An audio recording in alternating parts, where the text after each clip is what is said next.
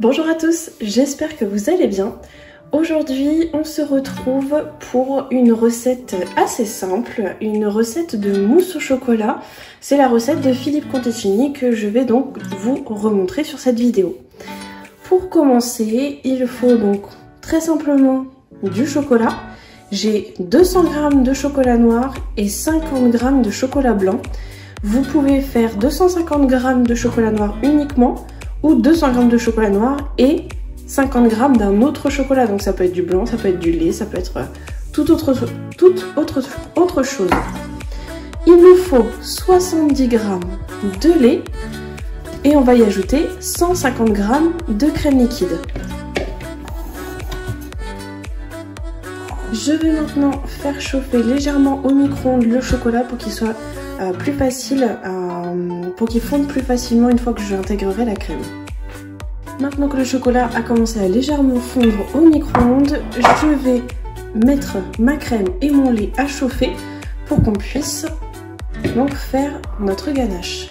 Pour que ce soit plus simple, je vais basculer mon chocolat dans un plus grand contenant.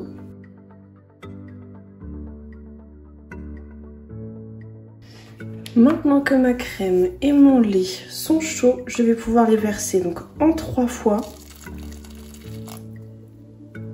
sur le chocolat pour commencer donc ma ganache.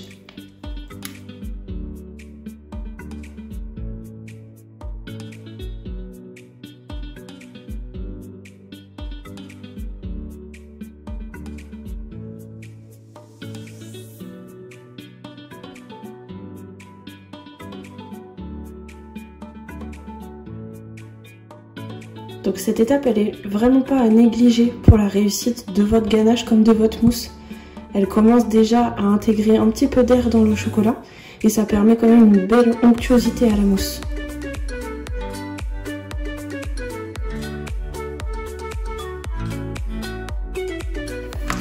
On va maintenant pouvoir la laisser reposer un petit peu de côté le temps de monter nos blancs.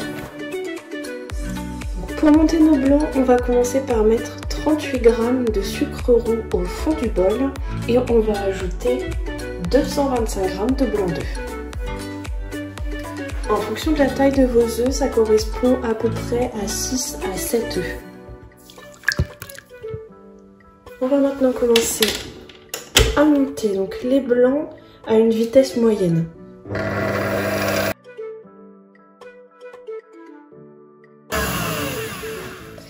Et une fois que les blancs sont bien montés, on va pouvoir l'incorporer à notre ganache au chocolat.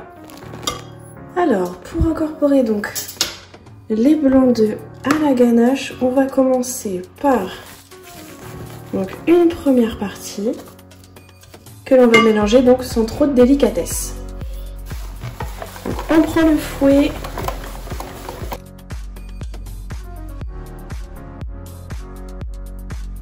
Et maintenant, on va mettre le reste. Et maintenant, on va intégrer le reste délicatement en soulevant la préparation.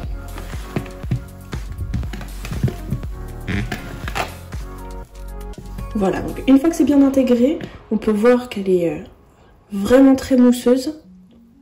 Donc évidemment, là, elle a un aspect liquide. Il faut la laisser bien prendre au froid. Donc au minimum 2 heures au frais. Et là, on va avoir une texture beaucoup plus ferme.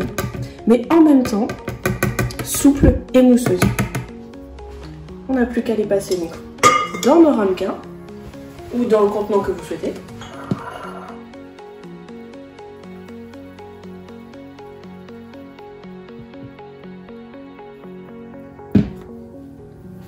Et on n'a plus qu'à les disposer donc au frais pour qu'elles se raffermissent.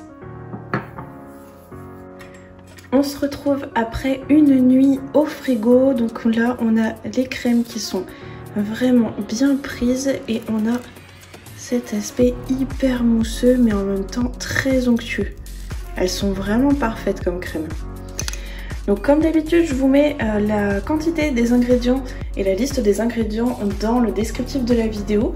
N'hésitez pas à vous abonner pour ne manquer aucune vidéo qui arrive tous les dimanches. À dimanche prochain.